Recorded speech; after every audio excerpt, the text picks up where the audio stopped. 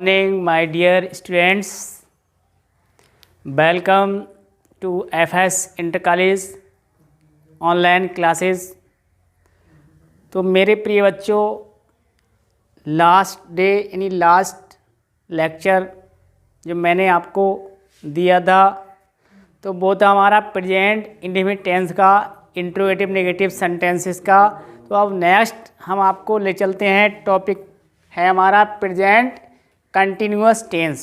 ये lecture number 6 है, present continuous tense. यानी जो प्रेजेंट कंटिन्यूअस टेंस होता है उसके बारे में आज मैं आपको पढ़ाऊँगा। तो प्रेजेंट कंटिन्यूअस टेंस यानी वर्तमान जारी रहने वाला काल, इसका हिंदी मीनिंग हुआ वर्तमान जारी रहने वाला काल। तो इसकी पहचान क्या होती है मेरे प्रिय बच्चों? जो हिंदी वाक्य होते हैं इस काल के, उनकी पहचान कैसे होती, कैसे हम पहचानेंगे? अगर कोई हिंदी वाक्य लिखा हुआ है तो उसको हम कैसे पहचानेंगे ये प्रेजेंट कंटिन्यूअस टेंस का सेंटेंस है? तो सर्वप्रथम उसकी पहचान मैं आपको राइट करा रहा हूँ कि इस काल के जो हिंदी वाक्य होते हैं उनके अंत में जो शब्द आते हैं, जैसे रहा है, रही है, रहे हैं, रहा हूँ आदि शब्द आते हैं। तो फर्स्ट पहचान ये हो गई, यानी हिंदी जो वाक्य होंगे, हिंदी वाक्यों के अंत में, हिंदी वाक्यों के अंत में रहा है, रही है, रहे हैं और रहा हूँ आदि शब्द आते हैं, आदि शब्द आते हैं। तो प्रिय बच्चों, ये तो हमारी पहचान नंबर फर्स्ट हो गई। सेकंड पहचान क्या होगी कि इसमें जो है कार्य का जारी रहना यानी कंटिन्यू, यानी कंटिन्यू यानी जारी रहना पाया जाता है। तो इसमें कार्य का जारी रहना पाया जाता है, सेकंड पहचान। ओके, अब इसमें कार्य का जारी रहना पाया जाता है तथा कार्य के समाप्त होने का समय नहीं दिया होता है। तो मेरे प्रिय बच्चों, ये दो पहचान थी इस टेंस की।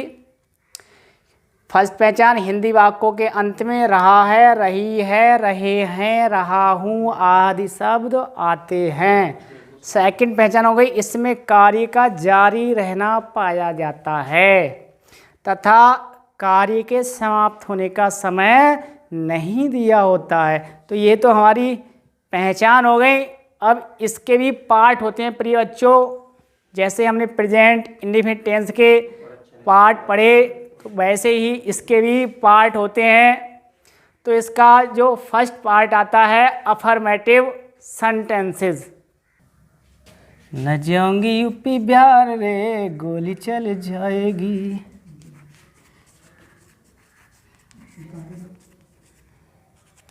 तो मेरे प्रिय बच्चों, मैंने आपको बताया कि इसके बाद इसका जो पार्ट होगा फर्स्ट, वो अफर्मेटिव सेंटेंसेस का होता है, यानी साधारण वाक्य। तो अब वो जो अफर्मेटिव सेंटेंसेस होते हैं इस टेंस के, उनको हम कैसे ट्रांसलेट करते हैं, जो हिंदी वाक्य होंगे हम उनको कैसे ट्रांसलेट करेंगे? तो इसका रूल जो फर्स्ट होगा प्रिय बच्चों, यानी ही सी इट नेम,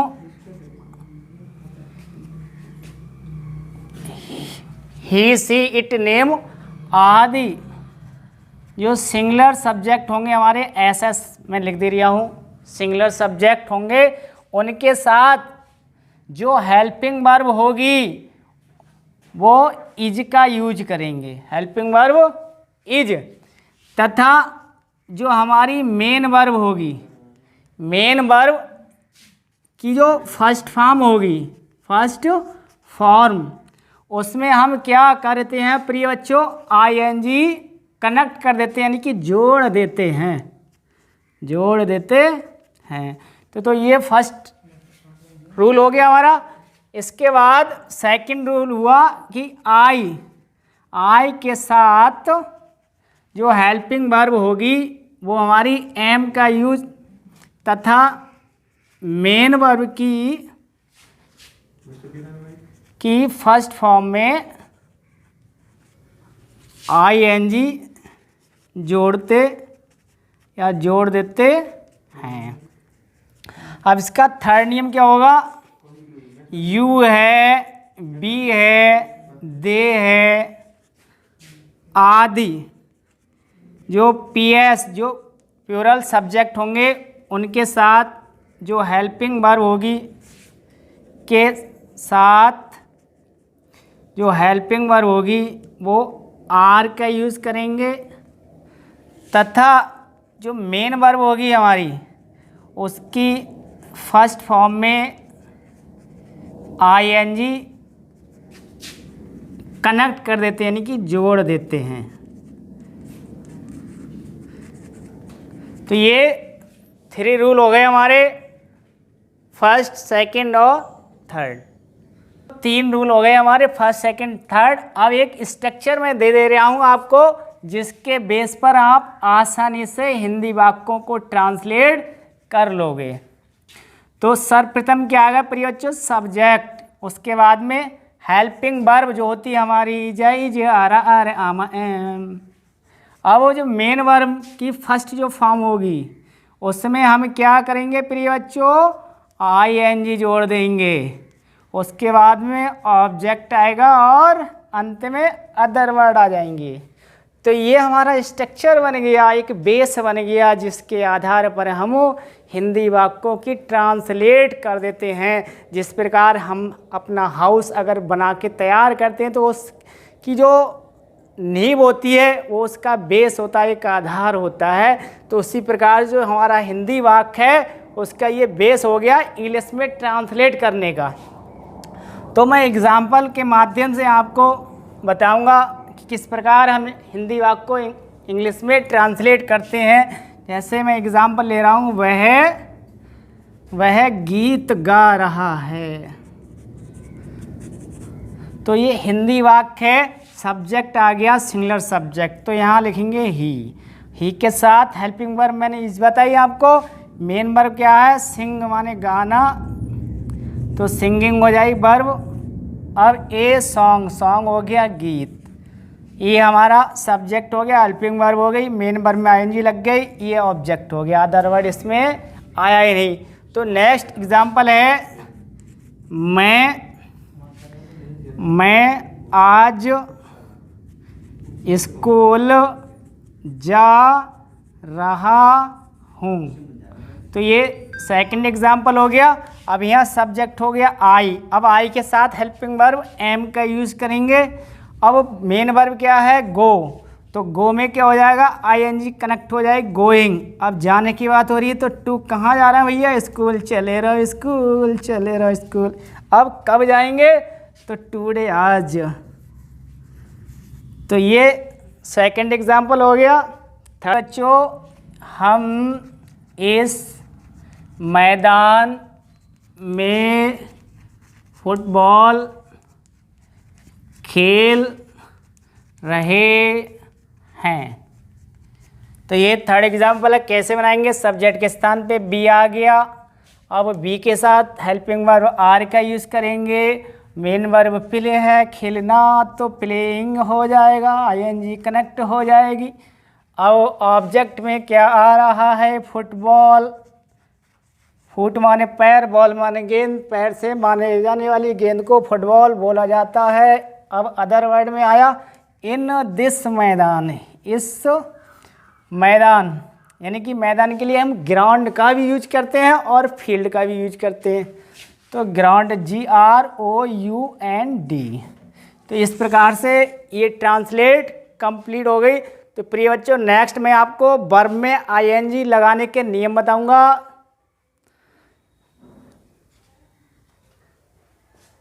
हो गया। तो प्रिय बच्चों, वर्ब में आईएनजी लगाने के नियम मैं आपको बता रहा हूँ। वर्ब में आईएनजी लगाने के नियम होते हैं।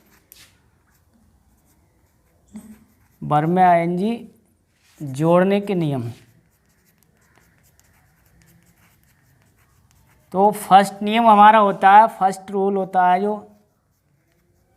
यानी जिस वर्ब के अंत में अगर ई आए, यानी जिस वर्ब के अंत में अगर ई आए तो हम ई को हटाकर जो है वर्ब में आईएनजी लगाते हैं। जैसे हमारी वर्ब है टेक है, मेक है, राइट है, तो ऐसी बहुत सारी वर्ब हैं। टेक है तो उनमें क्या करेंगे, जैसे वर्ब है हमारी गिव, अब इसमें देखो यहाँ पर ई आया, ई आया, अब मैंने यहाँ वर्ब ले ली मेक, इसमें ई आया, अब यहाँ वर्ब मैंने ले ली राइट, तो यहाँ पर भी देखो बच्चों ई आया, सब में ई आया है, सब में। तो जब हम आईएनजी इसमें लगाते हैं तो हम कर देंगे प्रिय बच्चों गिविंग, इसमें मेकिंग कर देंगे, और यहाँ पर राइटिंग हो जाएगा। तो फर्स्ट नियम तो ये था हमारा। अब इसके बाद सेकंड नियम है कि यानी जिस वर्ब के अंत में कॉन्सोनेंट हो और उससे पहले जो है अगर वॉवेल है तो जो अंतिम लेटर होता है, यानी अंतिम जो अक्षर होता है उसको डबल कर देते हैं, यानी दुगना कर देते हैं। कैसे? एग्जाम्पल के माध्यम से, जैसे सिट है, सिट मीनिंग का होता है बैठना, कट है, कट मीनिंग का होता है काटना, और तो इनको हम जब चेंज करेंगे तो क्या हो जाएगा, सिटिंग हो जाएगा। यानी अंतिम जो लेटर था टी, इसको हमने डबल कर दिया। अब ये कट था तो हमने इसको कर दिया कटिंग, अंतिम लेटर डबल हो गया। या और भी एग्जाम्पल है, ऐसे स्विम ले लिया, स्विमिंग होता है तैरना, एम आया देखो यहाँ पर, तो हम क्या कर देंगे, स्विमिंग कर देंगे, इसको हमने एम को डबल कर दिया। तो ये सेकंड रूल था हमारा। इसके बाद जो है नेक्स्ट जो रूल आता है हमारा कि जिस वर्ब के अंत में अगर डबल, जिस वर्ब के अंत में जो है कॉन्सोनेंट हो और उससे पहले जो है डबल वॉवेल हो, तो उसमें क्या करते हैं, हम अंतिम लेटर को डबल नहीं करते हैं। जैसे वर्ब मैंने ली यहाँ पर बीट, बीट मन होता है भैया पीटना, तो यहाँ देखो डबल वॉवेल है, या ईट ले लिया मैंने, ईट मीन होता है खाना, तो इससे पूर्व देखो डबल वॉवेल है, तो हम इसको आईएनजी इसमें कनेक्ट करेंगे तो बीटिंग हो जाएगा, और इसमें आईएनजी कनेक्ट करेंगे तो ईटिंग हो जाएगा। इससे पहले और भी वर्ब हैं हमारी, और बहुत सारी वर्ब हैं जिसमें अगर अंतिम लेटर जो है अगर कॉन्सोनेंट है और उससे पहले डबल वॉवेल है तो उसको हम डबल, और उससे पहले डबल वॉवेल है तो अंतिम लेटर को डबल नहीं करते। जैसे रीड आती है तो वर्ब आपने बहुत पढ़ी होगी रीड, तो हम क्या कर देते हैं, रीडिंग कर देते हैं। तो ये थर्ड नियम था। इसके बाद फोर्थ नियम है हमारा, यानी जिस वर्ब के अंत में, जिस वर्ब के अंत में अगर आई ई हो, जिस वर्ब के अंत में अगर आई ई हो तो हम जब आईएनजी उसमें कनेक्ट करते हैं तो आई ई जो होगी लगी हुई आई ई, तो उसको हम वाई में चेंज करके आईएनजी कनेक्ट करते हैं। फॉर एग्जांपल के लिए ले रहा हूँ मैं वर्ब, जैसे है टाई, टाई मीन होता है बांधना, तो अब इसको हम क्या करेंगे, आई को के स्थान पे हम बाई कर देंगे तो टाइंग हो जाएगा। इसके बाद में डाई है, डाई मीन होता है रंगना, तो डाइंग हो जाएगा इस प्रकार से। तो ये 4 रूल था। इसके बाद रूल नंबर 5 है प्रिय बच्चों, यानी जिन वर्बों के अंत में अगर डब्ल्यू आर वाई एन, अगर ये अक्षर यानी ये लेटर अगर होते हैं तो उनमें जब हम आईएनजी उनमें जो है हम केवल आईएनजी ही जोड़ते हैं। अगर इनसे पहले अगर वॉवेल भी अगर आ जाएंगे तो हम इन्हें डबल नहीं करेंगे। तो एग्जाम्पल जैसे ले रहा हूँ, ग्रो, ग्रो मीन होता है उगाना, तो हम कर देंगे ग्रोइंग। अब आर किसी वर्ब में अगर आ जाता है, जैसे वाटर है, वाटर माने होता है पानी लगाना, तो वाटरिंग कर देंगे हम। डबल तो नहीं किया मैंने प्रिय बच्चों, देखो यहाँ पर बॉबिल आया, यहाँ पर भी बॉबिल आया, डबल तो नहीं किया मैंने अंतिम लेटर को। और इससे पहले मैंने रूल बताया था तो डबल कर दिया, लेकिन ये लेटर नहीं होना चाहिए। जैसे प्ले है, प्ले तो बहुत पढ़ाया आपने, प्ले प्ले भी खेलना होता है। इससे पहले बॉबिल आया तो यहाँ पर भी हमें क्या करना है, केवल आईएनजी जोड़ेंगे, वाई को डबल नहीं करेंगे। अब एन वाले भी वर्ब ले रहा हूँ मैं, ओपन है इसे, तो इसमें भी देखो ई आया, बॉबिल है, तो इसमें भी हम क्या करेंगे, डबल नहीं करेंगे, केवल हम आईएनजी ही लगाएंगे। अब इन 5 रूल थे हमारे वर्ब में आईएनजी लगाने के, ये 5 नियम थे। इसके अलावा कोई भी वर्ब अगर आती है तो उसमें केवल हम आईएनजी ही लगाते हैं और हमें कुछ नहीं करना। तो प्रिय बच्चों, ये वर्ब में आईएनजी लगाने के 5 नियम थे। इसके बाद मैं आपको इसका जो नेगेटिव सेंटेंसेस हैं, यानी इसके जो नेगेटिव सेंटेंसेस हैं उनको मैं आपको बता रहा हूं कि उनकी हम ट्रांसलेट कैसे करेंगे। यानी नेगेटिव सेंटेंसेस, इस टेंस के जो नेगेटिव सेंटेंसेस होते हैं उनको हम किस प्रकार अंग्रेजी में ट्रांसलेट करेंगे, तो वो मैं आपको बता रहा हूं। तो सर्वप्रथम स्ट्रक्चर ले लेते हैं। तो आएगा सब्जेक्ट इज, आर, एम, और इसके बाद में नॉट आ जाएगा, वर्ब आईएनजी हो जाएगी, ऑब्जेक्ट और अदर वर्ड। तो ये स्ट्रक्चर है। नेगेटिव जो सेंटेंसेस होंगे उनका इसी बेस पे जो है हम, जो हमारा हिंदी वाक्य होगा उसकी इंग्लिश में हम ट्रांसलेट कर देंगे। जैसे फॉर एग्जांपल, वे कानपुर नहीं जा रहे हैं, तो ये हमारा हिंदी वाक्य हुआ नेगेटिव। इसमें नहीं शब्द लगा हुआ है। जब नहीं शब्द लगा हुआ है तो नॉट का यूज करेंगे, तो सब्जेक्ट के स्थान पे थर्ड पर्सन दे है। तो अब यहाँ पर है रखा हुआ, तो दे के साथ हेल्पिंग वर्ब आर मैं आपको पहले ही बता चुका हूँ। अब वर्ब है गो, गो में आईएनजी लगाएंगे, गोइंग। अब जाने की, सॉरी यहाँ पर नेगेटिव वर्ड छूट गया, तो आर के बाद यहाँ पर नॉट का यूज करेंगे, उसके बाद गो का गोइंग हो जाएगा, आईएनजी लग गई। इसके बाद जाने का बोध हो रहा है तो टू प्रीपोजिशन आ जाएगा। अब कहाँ जा रहे हैं भैया, कानपुर जा रहे हैं। तो इस प्रकार से ये जो हिंदी वाक्य था उसकी ट्रांसलेट जो थी वो कंप्लीट हो गई। तो एक एग्जांपल और ले रहा हूँ प्रिय बच्चों।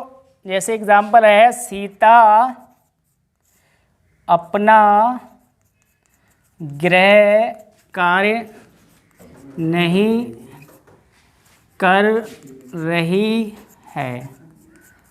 तो यहाँ पर हिंदी वाक्य है जिसमें सब्जेक्ट के स्थान पे हुआ है प्रयोग सीता। अब सीता क्या है, मस्कु फेमिनिन जेंडर है, तो यहाँ पर ये प्रॉपर नाउन है, सीता हो गया। अब देखना है वर्ब है आया, अब सीता सिंगुलर सब्जेक्ट है तो इज हेल्पिंग वर्ब आ जाएगी। अब नहीं के लिए नॉट का यूज करेंगे। अब वर्ब क्या हमारी, करना, तो यहाँ डू मीन होता है करना, तो डूइंग हो जाएगा।